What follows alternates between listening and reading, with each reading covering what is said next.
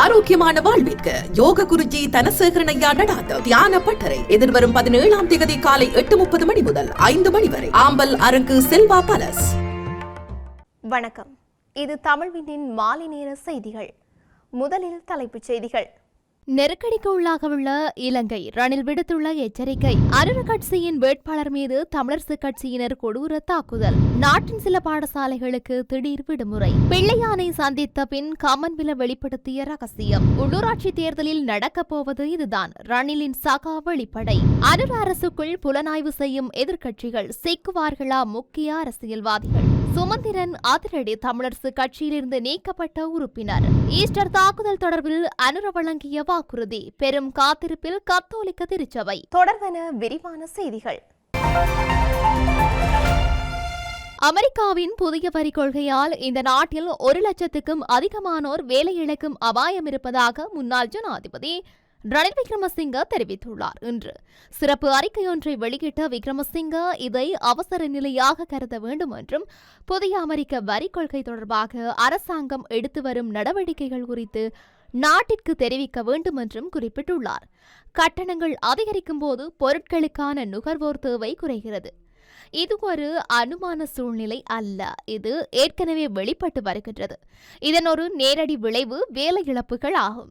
இதன் தாக்கம் வேலை செய்பவர்களுக்கு மட்டும் மட்டுப்படுத்தப்படாமல் பரந்த பொருளாதாரம் முழுவதும் எதிரொலிக்கும் என்று குறிப்பிட்டுள்ளார். ஏற்றுமதி வருவாயில் ஏற்படும் வீழ்ச்சி இலங்கையின் பொருளாதார சமநிலையை மிகவும் மோசமாக்கும். மேலும் இலங்கை ரூபாயின் மதிப்பு இன்னும் அதிகமாக குறையக்கூடும். இவற்றையெல்லாம் கருத்தில் கொண்டு அமெரிக்காவுடன் இலங்கை அரசாங்கம் விவாதிக்க வேண்டும். இதை அவசர நிலையாக கருதி அரசாங்கம் என்ன நடவடிக்கைகள் எடுக்கும் என்பது குறித்து நாட்டிற்கு தெரிவிக்க வேண்டும். இந்த நிலைமை குறித்து எந்த அறிக்கைகளும் வெளியிடப்படாவிட்டால் ஒன்றன் பின் ஒன்றாக பிரச்சினைகள் எழும் என்று குறிப்பிட்டுள்ளார்.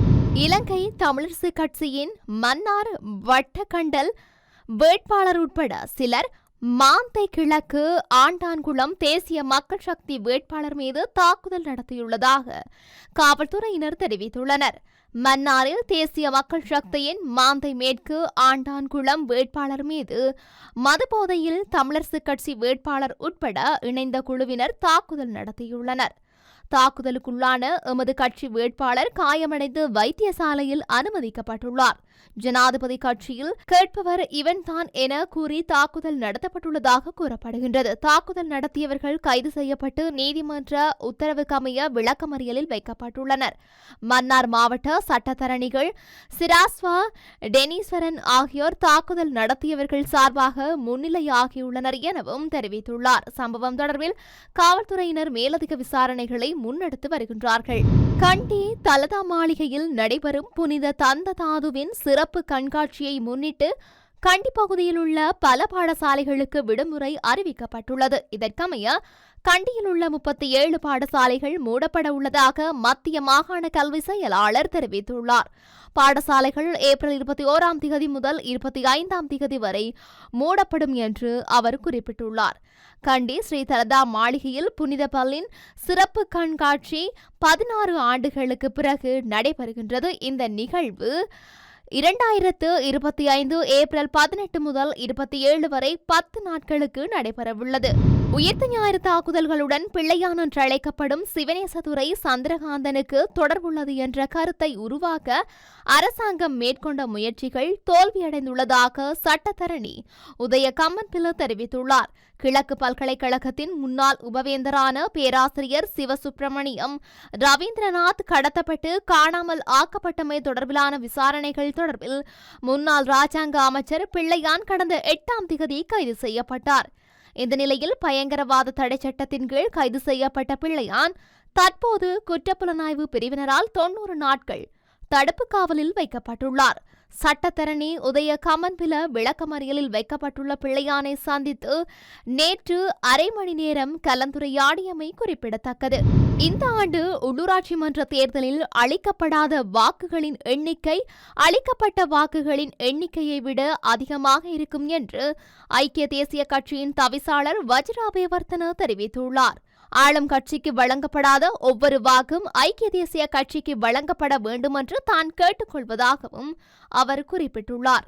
நாட்டில் பொருளாதார நெருக்கடி ஏற்படும் போதெல்லாம் ஐக்கிய தேசிய கட்சி முன்வந்து ஆட்சியை கைப்பற்றி பொருளாதார நெருக்கடியை சமாளித்து நாட்டை முன்னோக்கி அழைத்து சென்றதாகவும் வஜிராபேவர்த்தன அதன்போது சுட்டிக்காட்டினார். இந்த நிலையில் இலங்கை பொதுமக்கள் அந்த விடயங்களை மறக்க மாட்டார்கள் என்றும் அவர் வலியுறுத்தியுள்ளார். காலி உலுவிடிகேயில் உள்ள ஐக்கிய தேசிய கட்சி மாவட்ட அலுவலகத்தில் புத்தாண்டுக்கு பிறகு பணிகளை தொடங்கும் போது வஜிராபேவர்த்தன இந்த கருத்துக்களை வெளியிட்டுள்ளார். மிக நீண்ட புத்தாண்டு விடுமுறையில் தேசிய மக்கள் சக்தியின் அமைச்சர்கள், எம்பிக்கள் மற்றும் முக்கியஸ்தர்கள் யாராவது வெளிநாடு சென்று கொண்டாட்டத்தில் ஈடுபட்டுள்ளார்களா என்பதை எதிர்க்கட்சிகள் தீவிரமாக தேடி வருவதாக தகவல்கள் வெளியாகியுள்ளன. இலங்கையில் தமிழ் சிங்கள புத்தாண்டு காலத்தில் மிக நீண்ட விடுமுறை காலம் அனைவருக்கும் கிடைக்கப்பெறும். கடந்த காலங்களில் கடந்த அரசாங்கங்களின் அமைச்சர்கள், எம்பிக்கள் மற்றும் முக்கியஸ்தர்கள், அவர்களது குடும்ப உறுப்பினர்கள் என்று அனைவரும் வெளிநாடுகளுக்கு சென்று புத்தாண்டினை கொண்டாடிவிட்டு நாட்டுக்கு திரும்புவர். சிலர் புத்தாண்டுக்கு ஒரு சில தினங்களுக்கு முன்னரே வெளிநாடுகளுக்கு செல்வதும், மேலும் சிலர் புத்தாண்டு சமயம் எண்ணெய் தேய்க்கும் சம்பிரதாய கடமைகளை முடித்துவிட்டு வெளிநாடுகளுக்கு சென்று கொண்டாட்டங்களில் ஈடுபட்டு வந்துள்ளனர். இதுபோன்ற வெளிநாட்டு கொண்டாட்டங்களில் தமது அரசாங்கத்தினர் ஒருபோதும் ஈடுபட போவதில்லை என உறுதியளித்ததுடன் இப்படி செல்லும் முன்னைய அரசாங்கத்தின் முக்கியஸ்தர்களை கடந்த ஜனாதிபதி மற்றும் பொது தேர்தல் காலங்களில் அன்றகுமார திசாநாயக்க உள்ளிட்ட தரப்பினர் கடுமையாக விமர்சித்திருந்தனர். தற்போது புத்தாண்டு கொண்டாட்டங்கள் நாட்டில் வழக்கம் போலவே நடைபெற்று வரும் நிலையில் எதிர்க்கட்சிகளை சேர்ந்த எம்பிக்கள், அனுர தரப்பின் அமைச்சர்கள் யாராவது வெளிநாடு சென்று கொண்டாட்டங்களில் ஈடுபட்டுள்ளார்களா என்பதை தீவிரமாக தேடி வருவதாக தகவல்கள் வெளியாகியுள்ளன. இதுவரை அதுபோல எவ்வித தகவலும் கிடைக்கவில்லை என்றும், இதனால் தேடுதல் நடவடிக்கையை தீவிரப்படுத்தியுள்ளதாகவும் சிங்கள ஊடகம் ஒன்று தகவல் வெளியிட்டுள்ளது. இலங்கை தமிழரசு கட்சியின் கிளிநொச்சி மாவட்ட கிளையின் அங்கத்தவரான சந்தியோ அலண்டிலன் கட்சியின் உறுப்புரிமையிலிருந்து இடைநீக்கம் செய்யப்பட்டுள்ளதாக கட்சியின் பொதுச் செயலாளர் எம்.ஏ. சுமந்திரன் தெரிவித்துள்ளார். இது தொடர்பான அறிக்கை இலங்கை தமிழரசு கட்சியின் பொதுச் செயலாளரினால் வெளியிடப்பட்டுள்ளது.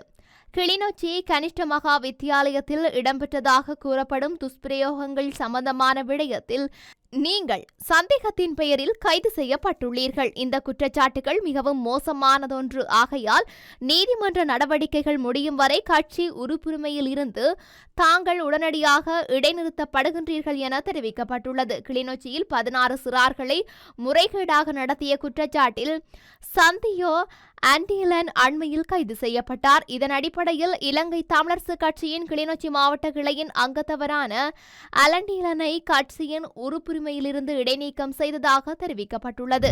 கடந்த 2019ஆம் ஆண்டு நடத்தப்பட்ட உயிர்த்த ஞாயிறு தாக்குதல் சம்பவங்கள் இடம்பெற்று எதிர்வரும் ஏப்ரல் 21ஆம் தேதியுடன் 6 ஆண்டுகள் கடக்கின்றன. இந்த தாக்குதலுக்கு பொறுப்பான பல நபர்கள் ஏப்ரல் 21ஆம் தேதிக்கு முன்னர் அம்பலப்படுத்தப்படுவார்கள் என்று ஜனாதிபதி அனுரகுமார திசாநாயக்க கடந்த மார்ச் 30ஆம் தேதி மாத்தரை தெய்யந்தரவில் தெரிவித்துள்ளார். உயிர்த்த ஞாயிறு தாக்குதல்கள் தொடர்பான விசாரணைகள் முறையான முறையில் நடைபெற்று வருகின்றன. தாக்குதல்களின் ஆண்டு நிறைவு ஏப்ரல் 21 அன்று மீண்டும் கொண்டாடப்படும். அந்த திகதிக்கு முன்னர் தாக்குதல்களுக்கு பொறுப்பான கணிசமான எண்ணிக்கையிலான நபர்களை அம்பலப்படுத்த குற்றப்புலனாய்வுத்துறை விடாமுயற்சியுடன் செயல்பட்டு வருகின்றது என்று கூறியுள்ளார். கத்தோலிக்க திருச்சபையின் ஊடக பேச்சாளர் ஏப்ரல் 21ஆம் தேதி வரை காத்திருப்பதாகவும் புதிய அரசாங்கத்தின் அறிக்கையில் வலுவான நம்பிக்கை இருப்பதாகவும் ஊடகங்களுக்கு தெரிவித்துள்ளார். முன்னதாக பேராயர் கேர்டினல் மல்கம் ரஞ்சித் உயிர்த்த ஞாயிறு தாக்குதல்கள் தொடர்ச்சியாக புதிய அரசாங்கம் நீதி வழங்கும் என்று தெரியவில்லை என்றும், இல்லையெனில் புதிய அரசாங்கத்திற்கு எதிராக அவர்கள் வீதிகளில் இறங்க வேண்டியிருக்கும் என்றும் கூறியிருந்தமை குறிப்பிடத்தக்கது. இத்துடன் தமிழ்வினின் மாலை நேர செய்திகள் நிறைவு பெற்றன. உடனுக்குடன் செய்திகளை அறிந்து கொள்ள தமிழ்வின் என்ற எமது யூடியூப் பக்கத்தினூடாக இணைந்திருங்கள். வணக்கம்.